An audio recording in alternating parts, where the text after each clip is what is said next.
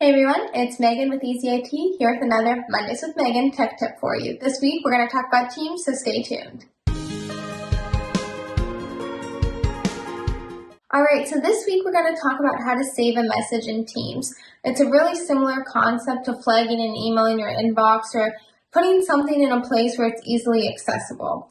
So all you have to do to save a message in Teams is to hover in the right hand corner of the message to where you get the ...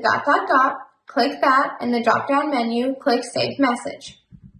To find your saved messages, all you have to do is click on your icon. Normally there's a picture of yourself or of your initials if you haven't. Place a picture there, and from the drop-down you click Save Messages. So it's super easy to find any messages that you don't want to lose track of and that you want to reference. You can also unsave them so that saved messages folder doesn't get bombarded with lots of things. So you can keep it cleaned up the same way you flag messages in your inbox.